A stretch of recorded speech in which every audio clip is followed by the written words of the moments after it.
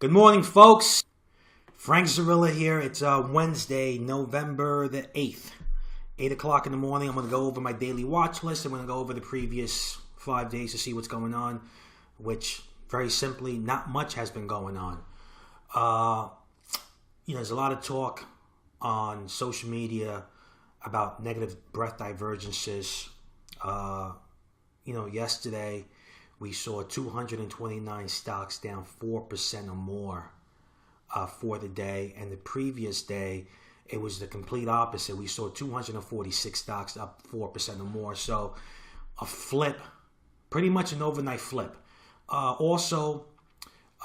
We had 915 stocks print fresh 1 month lows. And that number has been rising, by the way. I can't show you the chart now, but over the last couple of days, fresh 1 month lows, it's been rising steadily. And part of it, you don't see it in the S&P 500 or the Dow Jones. It's basically the Russell 2000. So either way, let's go over the last couple of days. The last few days, this is the list from 1031. GWRE, buy stop is 78.04. There was ample room to profit off of this. The stock was up roughly almost 6 points. We took all of it off. 5, buy stop was right over here, 55.76. Stock went up. We took some off here, up a couple of points, up $1.50, up a couple of points, and we're still holding on to some. TTD, buy stop here and here. We took it off yesterday, pretty much flat due to the fact that we report on the 9th of November, which is tomorrow, and the stock hasn't had a run pre-earnings, so we just took it off. SQM is something we've been talking about last couple of days. We went long at 60.57, had a 3-point move, and then completely sold off, and we got stopped out once it broke the breakout day's low. Workday, still in, got involved here, got involved right over here after this inside day. Still looks okay overall. It's got to hold that 50-day moving average. EHIC hasn't triggered, but it looks okay. Target triggered right over here, going through 59.42. Had a little move, but it broke down. We got stopped out at 59.60, 59.40, I believe, yesterday. CWBR, it's been on the list for a while, for 6-7 days, all these days here. Finally triggered here, going through 575, hasn't done much after that. Very was a day trade on Monday, and it did well. Next list is here, 11.1. V-Ray had a nice move. The buy stop was at roughly 701, had a 20% move. EHIC, we spoke about. CASC is something that's been trading sideways for a long time. The chart looks constructive. What we're looking for is some type of resolution to the upside. Stop loss 390. ARDM didn't trigger. Twillo didn't trigger. ZYNE. This is what you want. This is what we're looking for here. We're looking for a stock that has fresh momentum, traded sideways for roughly 20-25 days.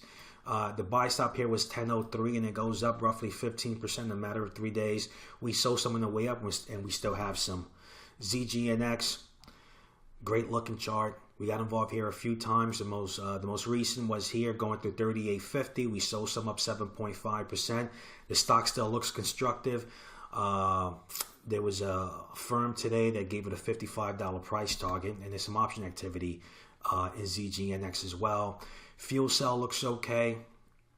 Got involved 2.25, 230. Weekly chart looks great. It's got to get going, but it looks good. ANAP reported their numbers yesterday. Stock still looks okay. Fresh momentum, trading sideways. It's got to get above the 66.50, 67 level. It can happen any day now. It looks good, but if it starts to break here, break down the 63.50, 63, you have to go. Netflix, we got involved in 199.32, went to 202.48, started to stall. We got rid of it yesterday, I believe, at 197, 198. Lost about $1.50. Target, we spoke about. CDNA. We had a buy stop here for a few days. Finally got hit on this day at $6. We were lucky enough to take some off at +7.5%, but the stock completely broke down. We sold the bulk of it yesterday. We're holding on to a little that we're going to get rid of just because the report on the 9th and the stock actually, after being up 7.5%, it just went right back through the breakout day's low. So there's no reason to hold it. This is the list from 11/3 Cure. We got involved right over here these 2 days. We took some off, +10%. The stock still looks good. ANAP we spoke about, CDNA we spoke about, XRF. We got involved here at 820, went to 878. We took a whole bunch off yesterday at a loss. We're still holding on to some, but it's got a bounce, so we're going to get rid of it. And over the last couple of days, SND buy stop 718, hit a high of 8. That's almost 12.5%. Put on Twitter, raise and trim. CWR we spoke about, YY. It was trigger here in the IBD 50 name, going through $88. Buy stop 88.10. So far, the stock has hit a high of 94.27.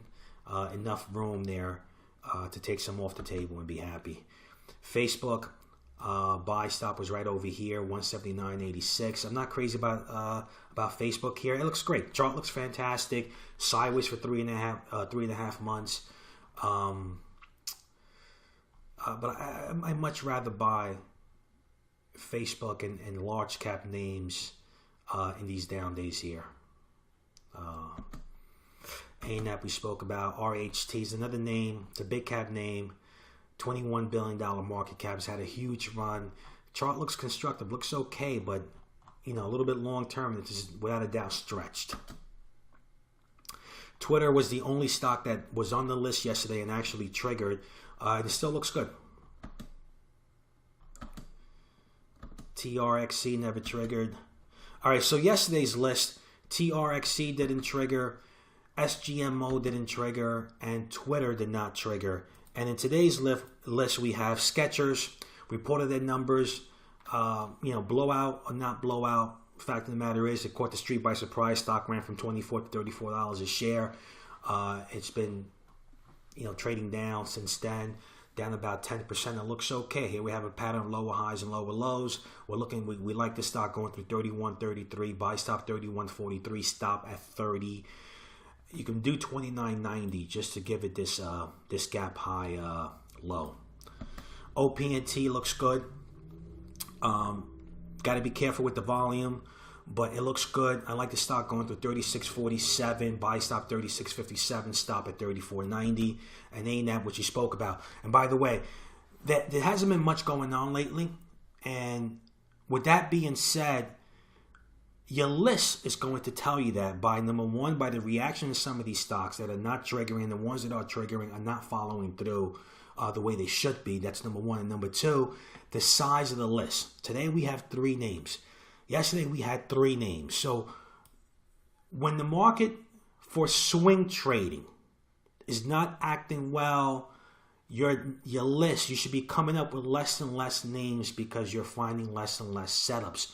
When the market is healthy for swing trading, then you should have a list with more names because you're finding more names. And this is the reason why swing trading should not be your entire portfolio. It should be only a piece of a passive portfolio where you have some core holdings, which should be SPY, IWM, and QQQs.